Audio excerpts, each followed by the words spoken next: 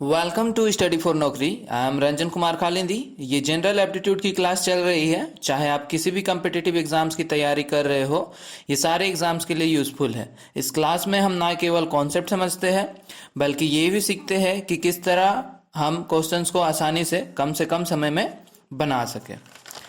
तो हम रेशियो की क्लास कर रहे थे। पिछले क्लास में हमने कुछ रूल्स देखे, ये भी देखा कि किस तरह इन रूल पे बेस्ड क्वेश्चंस को हम आसानी से कम समय में बना सके। आज हम देखेंगे इस तरह किस तरह इन रूल्स का यूज करके क्वेश्चंस को इजीली बनाया जा सके।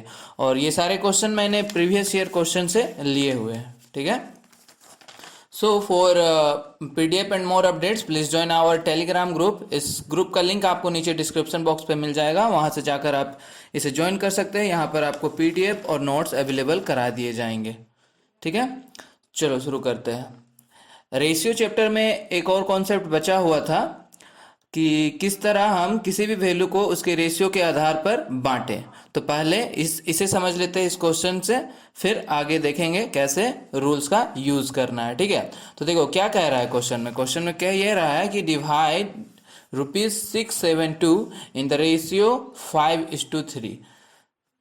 672 रुपए को हमें क्या करना है, अनुपात 5:3 में बांटना है, ठीक है। तो बांटने के क्रम में हम कैसे बांटते हैं, देखो क्या दिया हुआ है, A/B। मान लो A/B दिया हुआ कितना, 5:5 दिया हुआ, ठीक है। अब बोला क्या है, टोटल अमाउंट कितना है, टोटल अमाउंट है हमारे पास 672 और इसे बांटना है ये दो पार्ट में, ठीक है।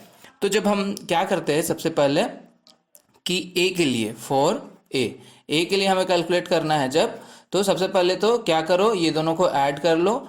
5 + 3 इक्वल टू क्या हो गया, 8 हो गया, ठीक है। तो 8 ए के लिए करना है, तो ए के हिस्से में क्या है, ए है 5 के रेशियो में, तो 5 बट्टे में टोटल कितना है 8, और टोटल अमाउंट से मल्टीप्लाई, तो 672 से मल्टीप्लाई कर देना है, ठीक है। अब इसे फर्दर सॉल्व कर देते हैं, तो ये आ जाता है 84, दैट इज इक्वल टू आ जाएगा 420, ठीक है। तो एक के हिस्से में आएंगे 420 रुपीज, ठीक है।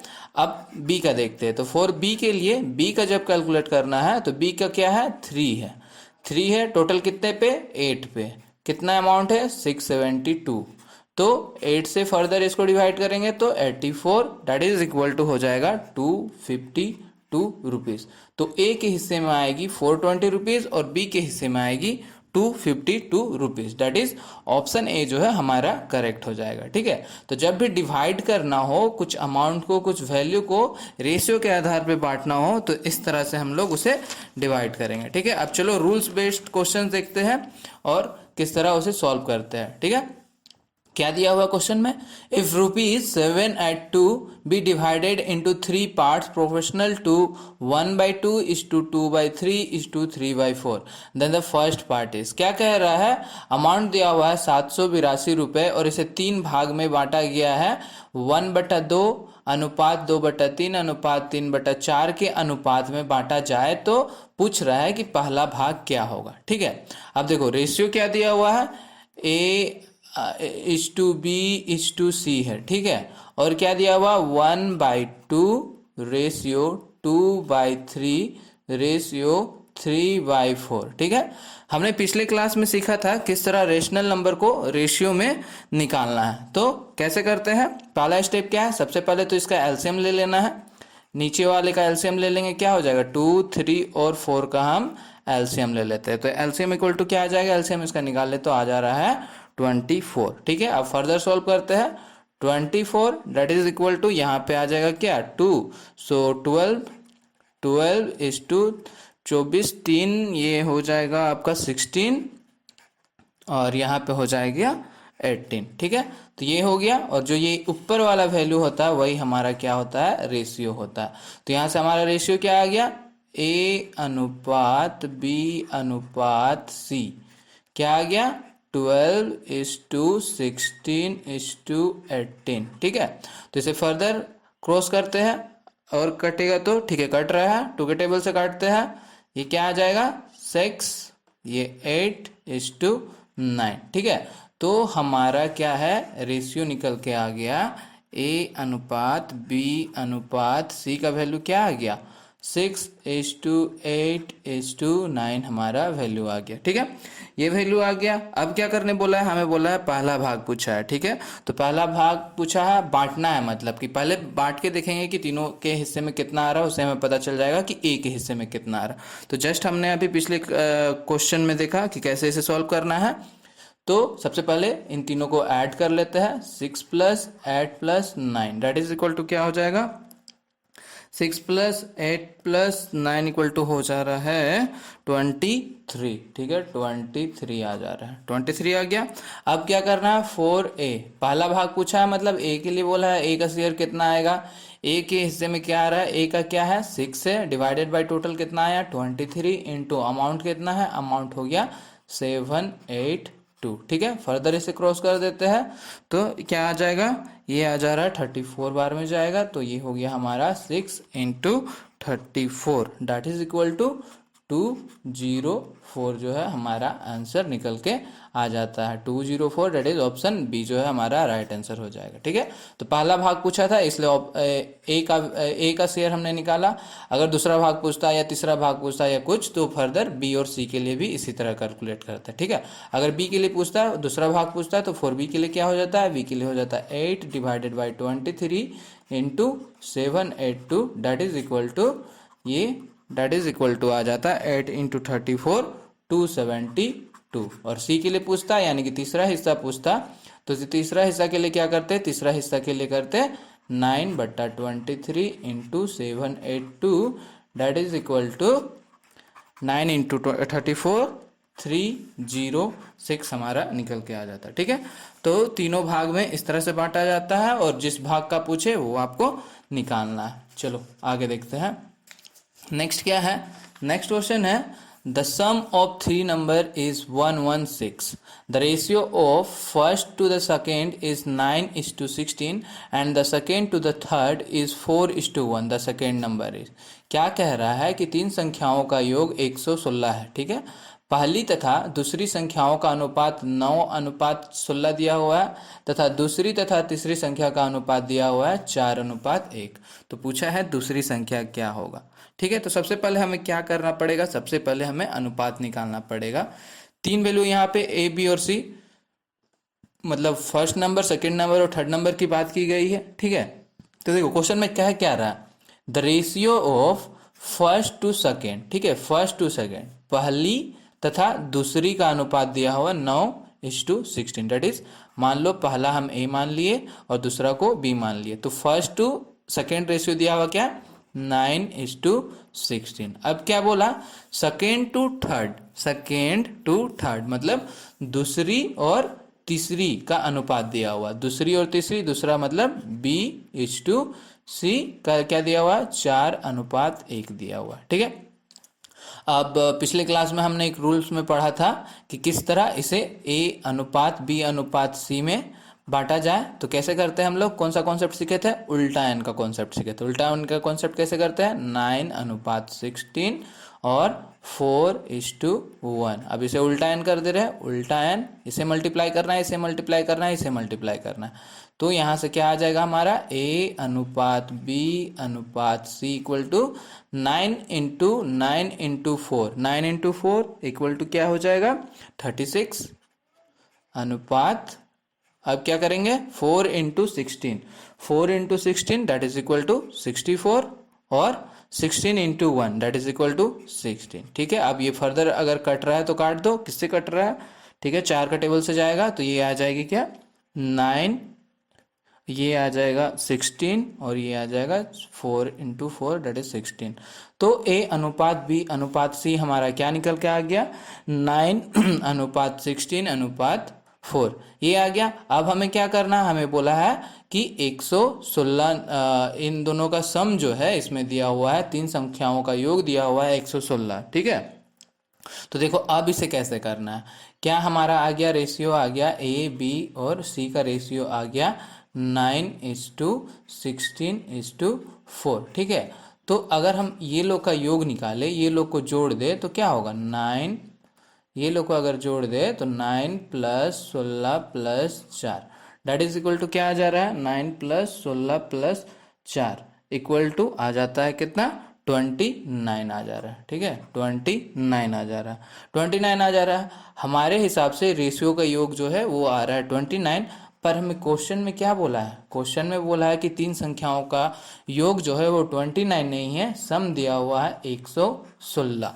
ठीक है, 116 दिया है, तो 116 दिया मतलब इससे कितना गुना ज़्यादा हो गया, इससे कितना गुना ज़्यादा हो गया, इससे इससे हो गया 4 गुना ज़्यादा हो गया। हम लोग के हिसाब से आया 29, बट क्वेश्चन में 4 गुना ज़्यादा डेट इज 116 दिया हुआ है। ठीक है, तो ये 4 गुना ज़्यादा हुआ है, तो ये भी जो है वो 4 गुना ज़्यादा होगा, ये भी 4 गुना ज़्यादा होगा, और ये भी 4 गुना ज़्यादा होगा। तो 9 चौके 36, 16 चौके 64 और 4 चौके 16। तो हमारी तीन संख्या जो है, तीन संख्या है, वो तीन संख्या होगी 36, 64 और 16, ये तीन संख्या होगी। तो हमें क्या पूछा है, हमें पूछा है दूसरा संख्या, तो दूसरा संख्या क्या है, 64। तो ऑप्शन बी जो है हमारा राइट आंसर हो जाएगा। ठीक है, इसी तरह रूल्स का यूज करना है और क्वेश्चंस को इजीली बनाना है। ठीक है, चलो नेक्स्ट देखते हैं इसी तरह का सवाल।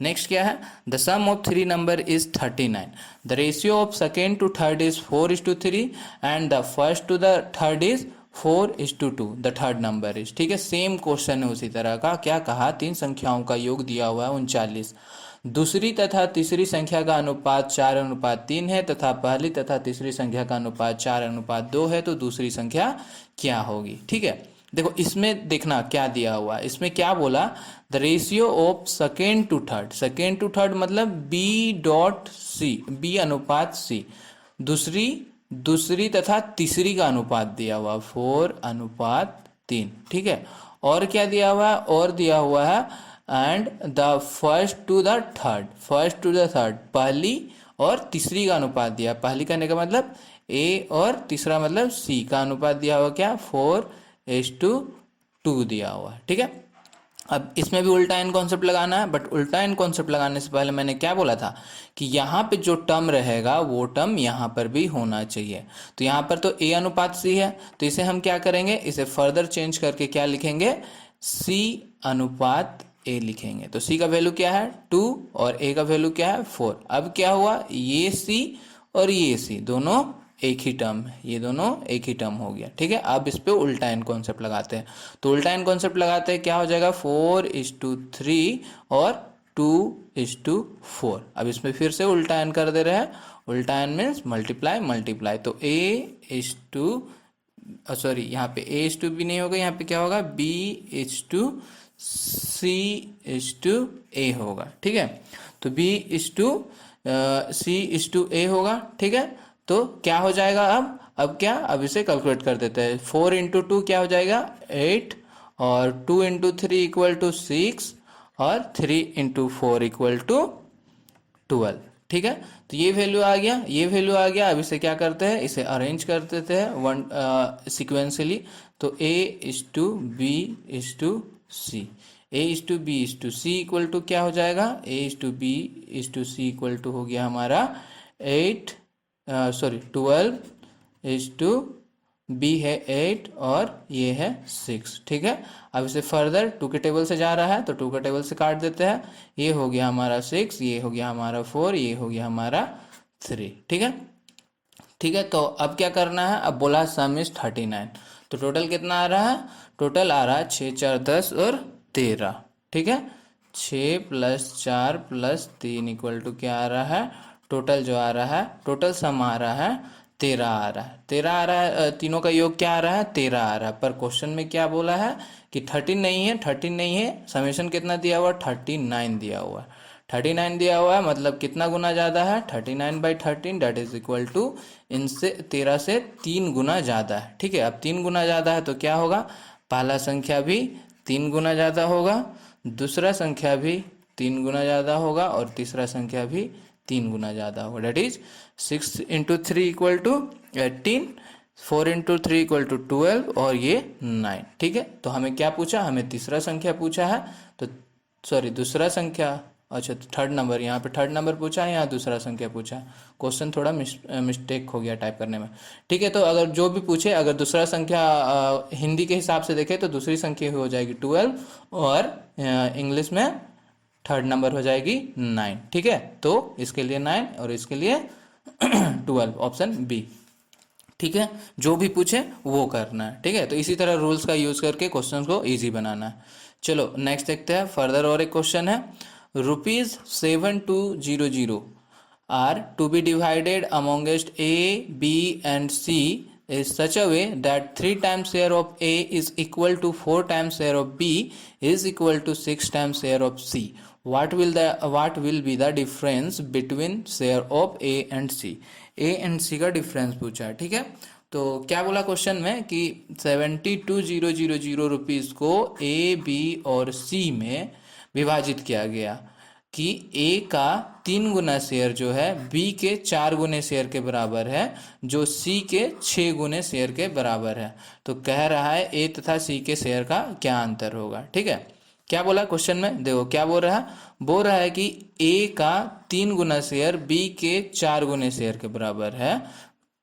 3 times of share of A is equal to 4 times of B, that is equal to, मतलब कहना क्या चाह रहा है, 3A इक्वल टू 4B। यही कह रहा है कि 3 गुना शेयर B के बराबर 4 गुना शेयर के बराबर है। ठीक है, अब क्या बोला है, जो C के 6 गुना शेयर के बराबर है। ठीक है, जो क्या बोला, is equal to 6 time share of C, that is 6C। ये हो गया, ये क्वेश्चंस में लिखा हुआ है। ठीक है, क्वेश्चन को समझ के सबसे पहले हमें उसे नंबर्स में लिखना है, फिर उसे रेशियो में बदलना है रूल्स को देख के।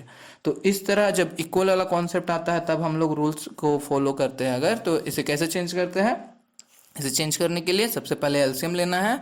तो एलसीएम ले लिए 3, 4 और 6, ये सब हमने रूल्स में देखा था पिछले की क्लास में। तो इसका क्या आ जाएगा, एलसीएम आ गया 12। अब क्या करना है, A, B और C के लिए 12 से इसे डिवाइड कर देना। तो 12/3 और 12/4 और 12/6। ठीक है, तो डेट इज इक्वल टू क्या आ जाएगा, ये आ जा रहा है हमारा 4 और ये आ जा रहा है हमारा 3, ये आ जा रहा है हमारा 2। तो A is to B is to C, A is to B is to C equal to क्या निकल के आ गया, ये आ गया 4:3:2। ठीक है, ये आएगा हमारा वैल्यू। ठीक है, हो गया, ये हमने पहले रेशियो में निकाल लिया। अब क्या करना है, अब वही क्या बोला है, बांटना है। अब बांटना तो हमने सीखा है, कैसे बांटेंगे, तो इसे बांटने के लिए क्या करना पड़ेगा, सबसे पहले तो इसे ऐड कर दो, 4 + 3 + 2, टोटल निकाल दो। टोटल निकल के क्या आ गया, 9 आ गया। टोटल हमारा 9 आ गया। अब क्या, किस में शेयर करना है, हमें पता करना है कि A तथा C के शेयर में क्या अंतर होगा। तो सबसे पहले A और C का शेयर फाइंड कर लेते हैं। तो 4A का वैल्यू क्या हो जाएगा, A क्या है 4 डिवाइडेड बाय टोटल क्या है 9 इंटू कितने में से 72,000 में से बांटना है। तो 9 से 72 गया कितने बार में, 8,000 बार में जाएगा। तो इक्वल टू क्या हो जाएगा, 4 × 8,000 इक्वल टू 32,000 आ जाएगी। ठीक है, तो A का शेयर कितना हो गया 32,000। 4, अब C का निकालते हैं। C के लिए क्या है, C का वैल्यू कितना है, C का वैल्यू है 2। तो 2 डिवाइडेड बाई टोटल कितना है 9 × 72,000। तो ये किया, ये 8 बार में, तो कितना हो जाएगा 16,000 हो जाएगा।